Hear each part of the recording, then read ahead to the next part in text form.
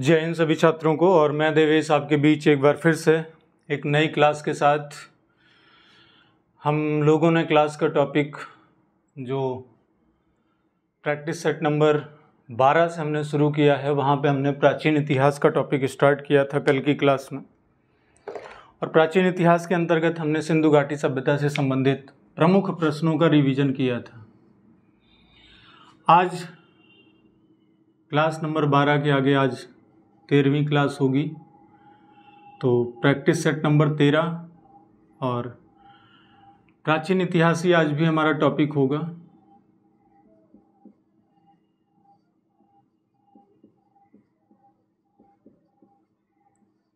और प्राचीन इतिहास से आज हम लोग पढ़ेंगे आगे वैदिक और महाजनपद।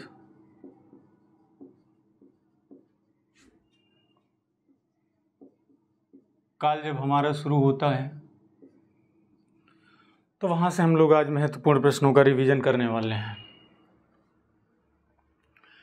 सिंधु सभ्यता के अंतर जो भी प्रश्न थे, वन लाइनर, जो भी ऑब्जेक्टिव क्वेश्चन थे, वो हमने कल क्लियर किया था। आज हम लोग देखते हैं थोड़ा सा वैदिक सभ्यता।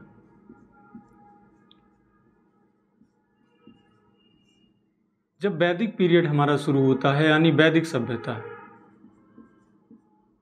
तो यहाँ पे ध्यान दीजिएगा कैसे प्रश्न आते हैं। वैदिक सभ्यता का सबसे पहले अर्थ क्या होता है? वैदिक सभ्यता ऐसी सभ्यता मानी जाती है, वैदिक यानी वेद। वेद का अर्थ होता है जानना। यहाँ पे बहुत सारे ग्रंथ लिखे गए, बहुत सारे पुराण, उपनिषद, वेदांग, बहुत सारी रचनाएं की गई थी। महाभारत, भगवत गीता जो कि उसी का पार्ट है। तो इन सारे प्रश्नों का हम लोग रिवीजन करेंगे। ठीक, सबसे पहला प्रश्न ये होता है कि वैदिक सभ्यता कैसी सभ्यता थी?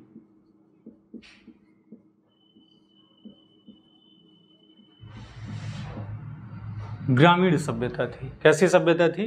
ग्रामीण सभ्यता थी। दूसरी बात, टाइम पीरियड इसका कब से है? 1500 BC से लेकर 600 BC के बीच। अब यहाँ पे एक बात का ध्यान दीजिएगा, वैदिक सभ्यता को हम दो पार्ट में पढ़ते हैं। एक है आपकी ऋग्वैदिक और दूसरी है हमारी उत्तर वैदिक। अगर इसका हम क्लासिफिकेशन कर दें, वैदिक सभ्यता हमारी जो अभी हमने देखा, ये वैदिक सभ्यता अगर हम इसका पूरा टाइम पीरियड लेते हैं तो 1500 से 600 तक आए। लेकिन अगर इसका क्लासिफिकेशन करते हैं तो यहाँ पे 1500 BC से लेकर 1000 BC तक ऋग्वैदिक और 1000 BC से लेकर 600 BC तक ये है हमारा उत्तर वैदिक। इस बात को बहुत ध्यान रखिएगा, कंफ्यूजन हो जाती है। आसान प्रश्न है देखने में, लेकिन कंफ्यूजन हो जाती है। अगली बात, अब यहाँ पे जो इंसान थे, लोग थे, उनको क्या कहा गया? वैदिक सभ्यता में लोगों को आर्य, और आर्य का अर्थ होता है श्रेष्ठ।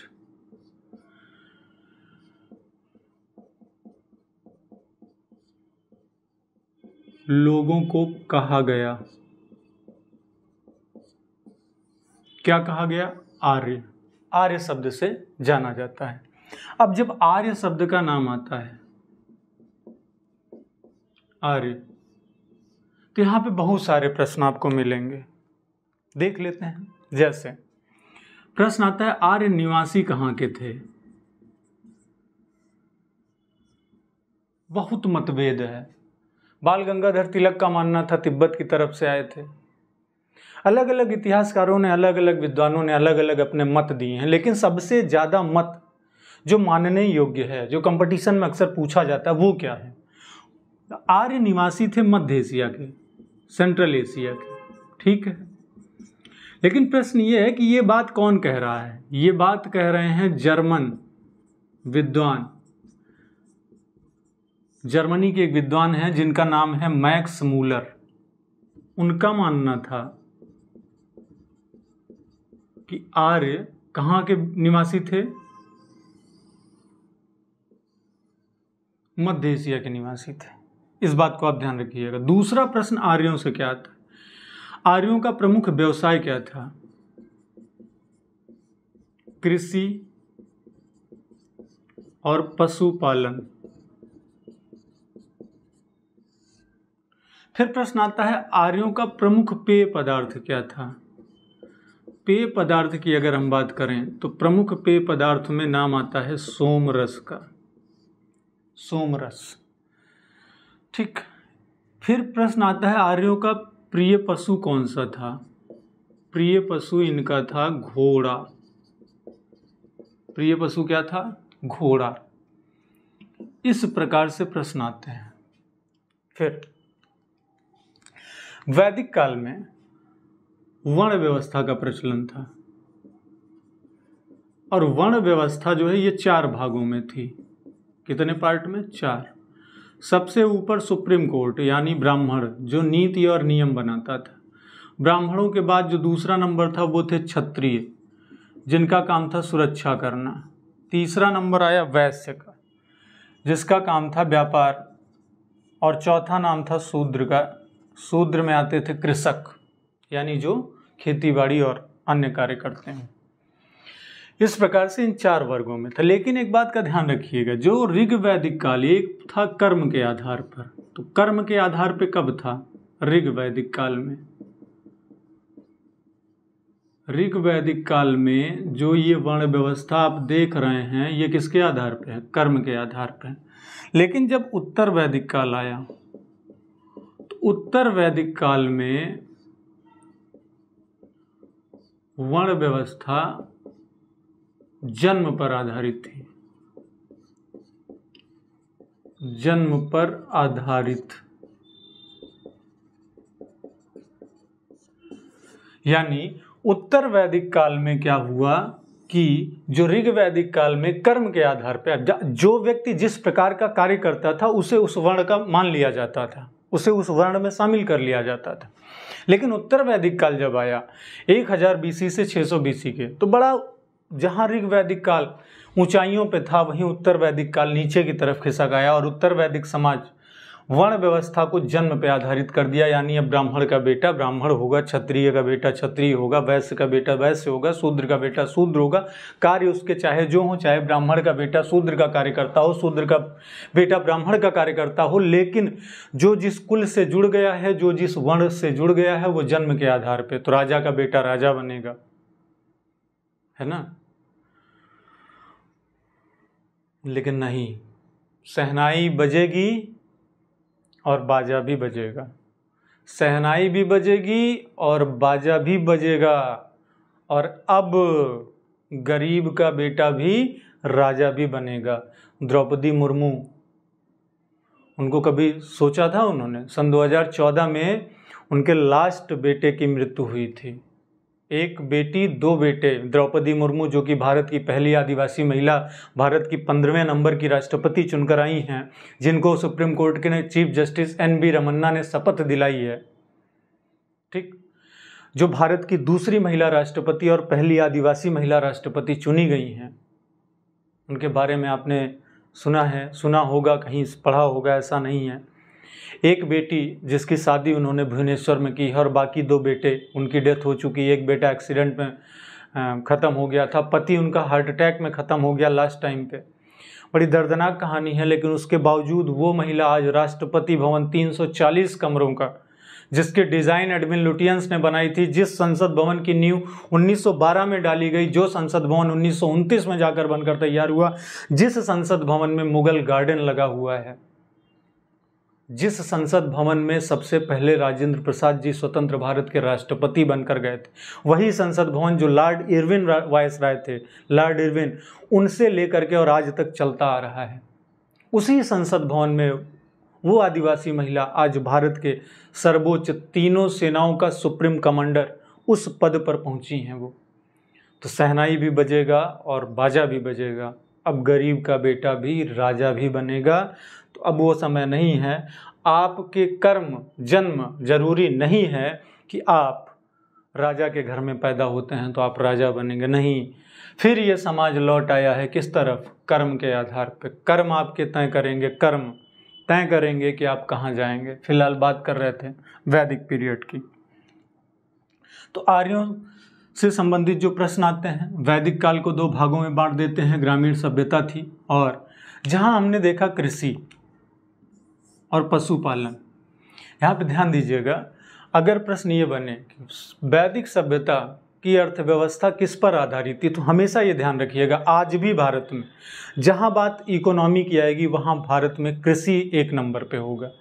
एग्रीकल्चर ही हमारा सब कुछ है, क्योंकि हमारी 65% से अधिक जनसंख्या कृषि के क्षेत्र में लगी हुई है, कृषि कार्यों में लगी हुई है। ठीक, देश की जीडीपी का बहुत बड़ा हिस्सा कृषि से ही आता है, वो सबसे बड़ा सेक्टर है। ठीक, फिलहाल रोटी पर भी जीएसटी लगा दी गई है। हाँ भैया, रोटी पर भी जीएसटी लगा दी गई है। अब आगे बात करते हैं। आगे बात ये थी कि आर्यों का मनोरंजन का साधन क्या था। तो इनके समय में मनोरंजन में रथ दौड़ होती थी, घुड़दौड़ होती थी, ये इनके मनोरंजन के साधन हुआ करते थे। ये इससे अपना मनोरंजन किया करते थे। तो इस प्रकार से बहुत सारे प्रश्न परीक्षाओं में पूछे जाते हैं और अक्सर आए हैं और हमेशा से पूछे गए हैं, उसमें कोई दो राय नहीं है कि नहीं पूछे जाते हैं। ठीक, इसके अलावा अगर हम शुरू करते हैं आगे अब, तो इसके अलावा हम देखते हैं कि संगीत भी इनके मनोरंजन में शामिल था। ठीक, तो इस प्रकार से ये प्रश्न आता है। अच्छा, इसमें सबसे बड़ी बात, जहाँ प्रिय पशु जान घोड़ा था इनका, वहीं पे गाय, ये बहुत, गाय को अगन्या बोला जाता था। क्या कहते थे? अगन्या। वैदिक पीरियड में गाय को अधन्या बोला जाता था, अधन्या। यहाँ पे एक बात ये है, गाय को अगर आप मार देते थे तो मृत्युदंड की सीधे सजा सुनाई जाती थी या तो देश निकाला हो जाता था।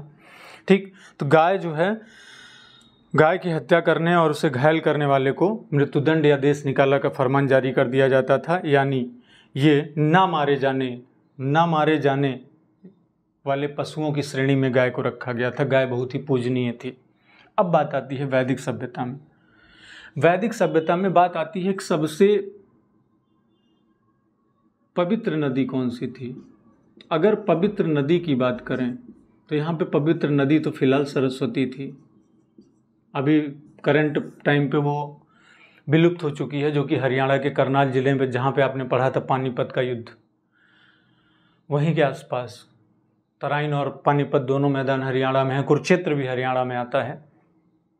बहुत पवित्र नदी थी। लेकिन अगर बात ये आती है कि सर्वाधिक प्रयोग वैदिक काल में, पवित्र नदी तो ये थी, लेकिन एक थी सिंधु नदी। सिंधु नदी का सबसे ज़्यादा बार उल्लेख हुआ है, इसका सबसे ज़्यादा प्रयोग हुआ है। ठीक, और यमुना नदी का सिर्फ 1 बार प्रयोग हुआ है। यमुना नदी का सिर्फ 1 बार इस्तेमाल हुआ है। ठीक, और गंगा का 1 बार, यमुना का भी 1 बार, गंगा का भी 1 बार। 1 बार गंगा नदी का उल्लेख है, 1 बार यमुना नदी का उल्लेख है। लेकिन सबसे ज़्यादा बार किस नदी का उल्लेख है? सबसे ज़्यादा बार सिंधु नदी का, 15 से भी ज़्यादा, सबसे ज़्यादा बार सिंधु नदी का उल्लेख पाया गया है। इस बात को आप ध्यान रखिएगा। इसके अलावा जब हम चलते हैं यहाँ पे ग्रंथों के बारे में, तो ऋग वैदिक काल में जो ग्रंथ थे, सबसे पहले ग्रंथों से पहले यहाँ पे बात आती है वेद की। वेद कितने थे? वेद थे 4, सबने पढ़ा है। कौन कौन से वेद थे? ऋग्वेद, सामवेद, यजुर्वेद और अथर्ववेद। अब यहाँ से बहुत सारे प्रश्न बन जाते हैं। जैसे ऋग्वेद में कितनी सूक्ति है? 1028। फिर पूछ लिया जाता है ऋग्वेद में कितने मंडल हैं? तो मंडल हैं 10। संगीत का वेद किसे कहते हैं? सामवेद को। संगीत का पिता कहा जाता है सामवेद को। कर्मकांड कहाँ दिए गए हैं? यज्ञ, हवन, पूजा, यज्ञ, पूजा, इन सब बातों का उल्लेख किस वेद में है? यजुर्वेद। अथर्ववेद, भूत प्रेत, औषधि, इन सब का उल्लेख किस में है? अथर्ववेद में। इस प्रकार से अब मंडलों की बात आई, 10 मंडल हैं। 10 मंडल में बहुत चर्चा करता है गायत्री मंत्र की और सोम देवता की। अब गायत्री मंत्र की बात करेगा तो तीसरे मंडल में है। गायत्री मंत्र किस मंडल में है? तीसरे मंडल। और सोम देवता 9वें मंडल में। सोम देवता का उल्लेख 9वें मंडल में, गायत्री मंत्र का उल्लेख तीसरे मंडल में। फिर प्रश्न ये बन जाता है गायत्री मंत्र से किसकी रचना किसने की थी? तो गायत्री मंत्र की रचना की थी विश्वामित्र ने। और फिर प्रश्न आ जाता है कि गायत्री मंत्र किस वेद से लिया गया है? तो गायत्री मंत्र ऋग्वेद से लिया गया। फिर प्रश्न आ जाता है कि गायत्री मंत्र किस देवता के लिए? सूर्य देवता के लिए। इनको सविता के नाम से भी जाना जाता है, सूर्य देवता अर्थात सविता। तो इस प्रकार से आपके सामने बहुत सारे प्रश्न आते हैं। ठीक, तो इसको मिटाते हैं, आगे चलते हैं नेक्स्ट टॉपिक पे। तो ऋग्वेद में कितने मंडल मिले? 10 मंडल। वेदों की संख्या कितनी मिली? 4। सबसे प्राचीन वेद कौन सा है? ऋग्वेद। संगीत का पिता किस वेद को कहते हैं? सामवेद को। यज्ञ हवन पूजा किस वेद में है? यजुर्वेद में। भूत प्रेत जादू टोना किस वेद में है?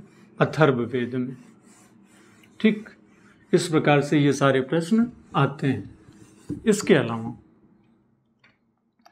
इसके अलावा अब बात आती है ऋग्वैदिक काल में।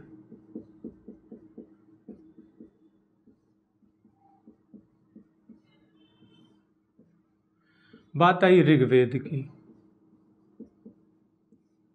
रचना कौन किया था? वेद व्यास। पूरा नाम था इनका महर्षि कृष्ण द्वैपायन वेद व्यास।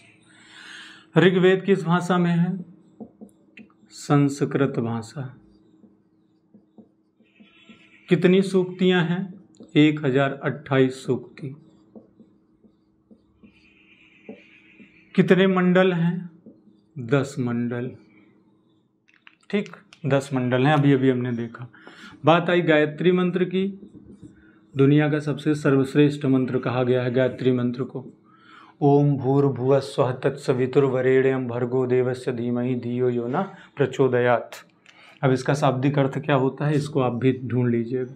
गायत्री मंत्र किस मंडल में है? तीसरे मंडल में।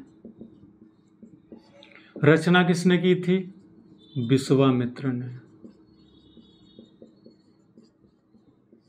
किस देवता के लिए समर्पित है? सविता यानी सूर्य भगवान। सविता अर्थात सूर्य। और किस वेद से लिया गया है? ऋग्वेद से लिया गया है। तो इस प्रकार से गायत्री मंत्र का ये प्रश्न पक्का पूछा जाता है, 100% पूछा जाता है। इससे बाहर कोई प्रश्न नहीं बनता है। किस वेद से लिया गया है? ऋग्वेद से। कौन से देवता के लिए? सविता सूर्य। रचना विश्वामित्र ने की थी। और किस मंडल में है? 10 मंडल हैं टोटल। उसमें से जो तीसरा मंडल है वहां पे गायत्री मंत्र का उल्लेख है। इस बात को आप लोग ध्यान रखेंगे। ठीक ठीक, अब बात आती आगे अगर बात आती है फिर ऋग्वैदिक काल में देवता कौन कौन से थे? ऋग्वैदिक काल में देवता। अब देवता में अगर बात आती है तो सबसे ज़्यादा जो उल्लेख हुआ है इंद्र का, सबसे ज़्यादा सर्वाधिक। इंद्र का सर्वाधिक प्रयोग भी और इंद्र सर्वाधिक लोकप्रिय भी थे।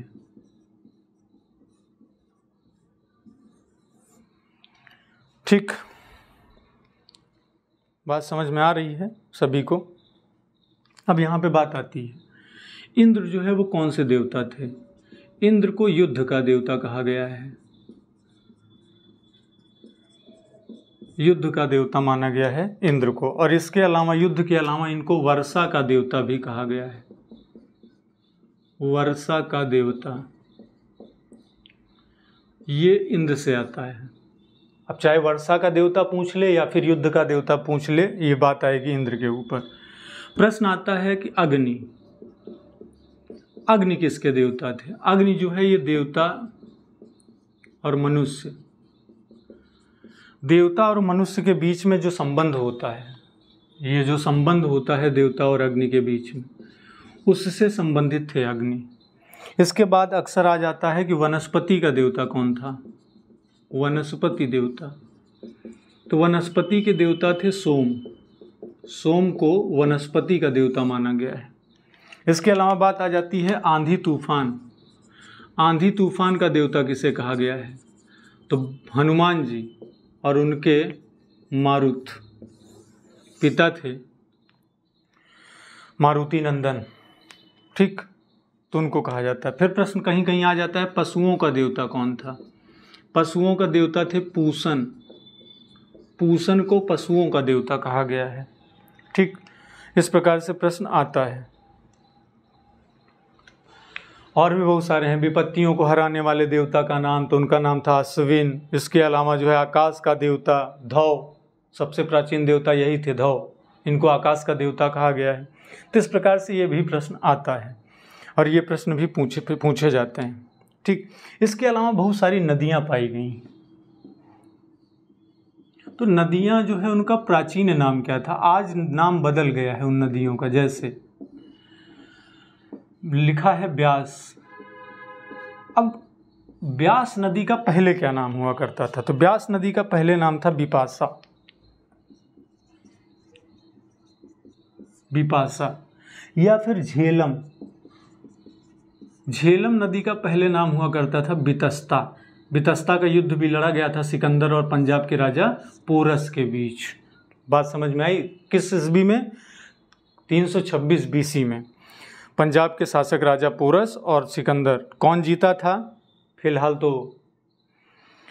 अंग्रेजी इतिहासकारों के द्वारा माना गया कि सिकंदर जीता था, लेकिन अब इस पर भी बड़ा कन्फ्यूज़न है कि कौन जीता था।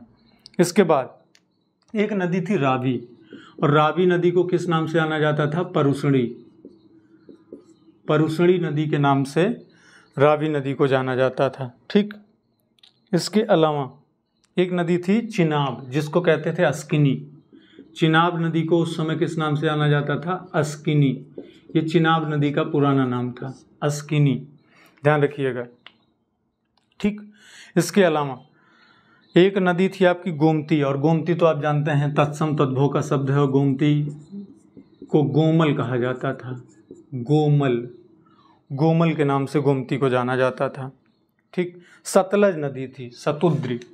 सतलज नदी को सतुद्री कहते थे, सतलज, सतुद्री। तो इस प्रकार से नदियों से भी प्रश्न जो आपके इम्पोर्टेंट हैं। इसके अलावा आपकी थी कुर्रम। कुंभ नदी को कहा जाता था कुंभ, काबुल में बहती है कुंभा नदी, ठीक। तो इस प्रकार से नदियों से संबंधित उस समय क्या क्या नदियां थी, ये भी प्रश्न आते हैं। तो देख चुके होंगे आप लोग, है ना। चलिए इसको भी मिटा रहा हूँ, आगे और प्रश्न देखते हैं वैदिक सभ्यता से। उम्मीद और कोशिश हमारी यही है कि आपके कोई भी प्रश्न ऐसे ना रहें जो आपके ऑनलाइनर टच ना करें और आपके एग्ज़ाम से रिलेटेड ना हो। तो उम्मीदों में दुनिया है और उम्मीदों में हम भी कायम हैं, और उम्मीदों के इशारे आपके बीच हम खड़े हुए हैं, ठीक। अब बात आती है वैदिक काल में ग्रंथ जो थे।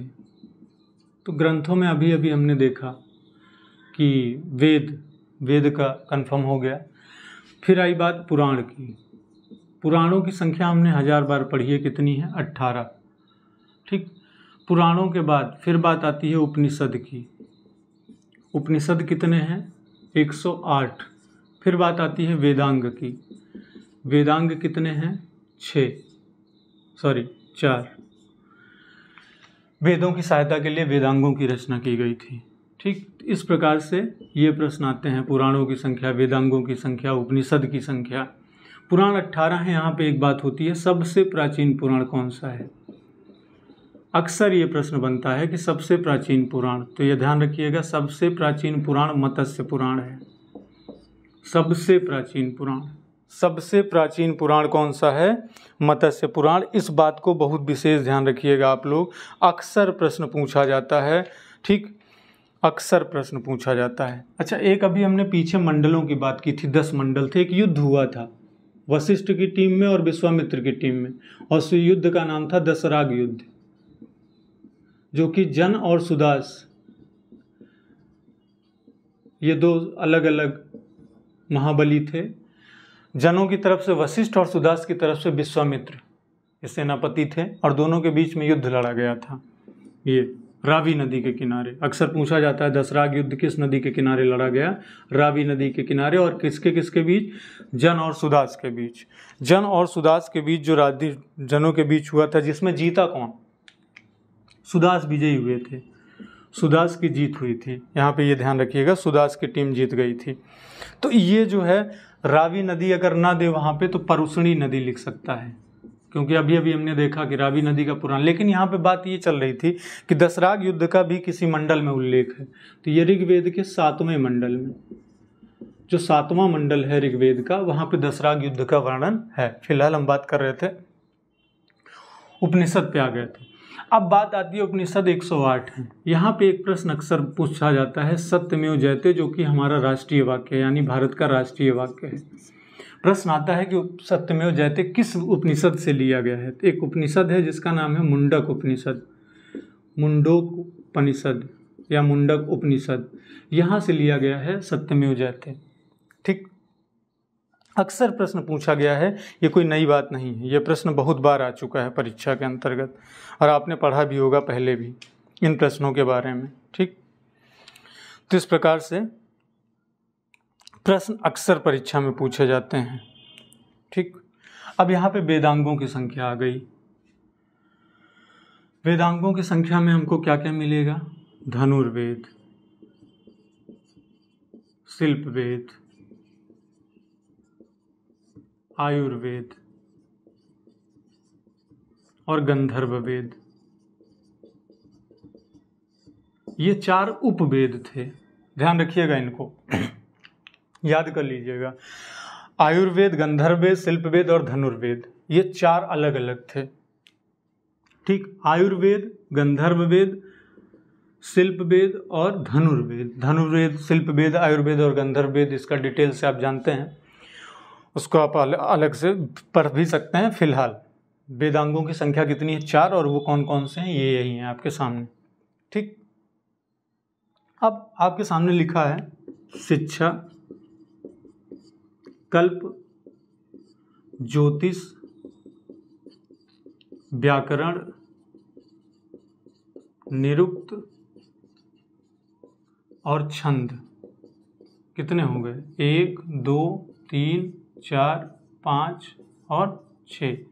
ये क्या है, ये किसका उल्लेख किया गया है, शिक्षा, कल्प, ज्योतिष, व्याकरण, निरुक्त और छंद, ये क्या हैं, जरा इनको आप ध्यान से देखिए, बहुत ध्यान से देखिए और थोड़ा जल्दी देखिए, और आप चाहें तो आप कमेंट बॉक्स में बता भी सकते हैं ये क्या हैं, ये क्या हैं। शिक्षा, कल्प, व्याकरण, ज्योतिष, निरुक्त और छंद, इनका उल्लेख किस बात के लिए हुआ है और ये क्या है। ठीक, तो इसको आप कमेंट बॉक्स में हमें ज़रूर बताइएगा कि ये क्या है, ये 6 चीज़ें जो हैं ये क्या हैं।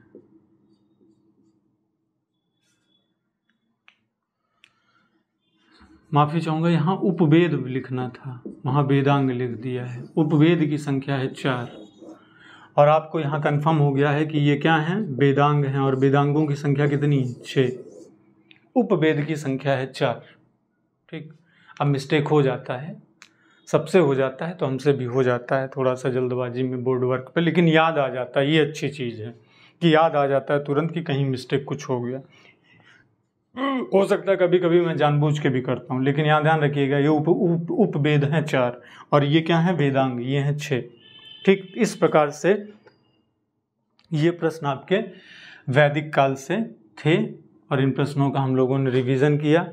तो आज की क्लास फिलहाल समय अब यहीं पर रोकता हूँ। अगले नए वीडियो के साथ नया टॉपिक महाजनपद काल, और उसके बाद फिर 1-2 वीडियोज़ के अंदर आपकी एंशिएंट हिस्ट्री और साउथ इंडिया मिला करके 3 से 4 वीडियो और आपको दूंगा, तो वो ख़त्म हो जाएगा। बाकी टेलीग्राम पे आपका क्विज़ भी स्टार्ट हो चुकी है, वहाँ पे टेलीग्राम चैनल पे हमारे क्विज़ भी चल रही है, तो आप कमेंट बॉक्स में जो है फिर हमसे ऐड हो सकते हैं अगर आप चाहें तो। ज़्यादा फीस वहाँ भी नहीं रखी गई है, प्राइवेट वीडियोज़ भी वहाँ पे और भी अच्छे से बेहतर तरीके से दिए जा रहे हैं, तो फीस मात्र 1100 रुपये मैंने रखी है। ठीक, हिंदी की क्विज़ वहाँ पे स्टार्ट है, अभी चैनल पे जो है वीडियोस नहीं अपलोड कर पा रहा हूँ, टाइम टू टाइम चीज़ें कर रहा हूँ, लेकिन क्विज़ वहाँ पे स्टार्ट है और बाकी व्हाट्सएप ग्रुप पे भी क्लास हमारी ऑफलाइन चल रही है। तो अगर इच्छुक स्टूडेंट जो हैं वो हमसे संपर्क कर सकते हैं, वो जुड़ सकते हैं, जो सीरियस हैं। ठीक, भीड़ नहीं चाहिए, बस उतने ही चाहिए जो सीरियस हैं और सीरियस स्कोर कर सकें। ठीक, तो आज की क्लास अभी समाप्त करता हूँ। सभी छात्रों को जय हिंद, जय भारत।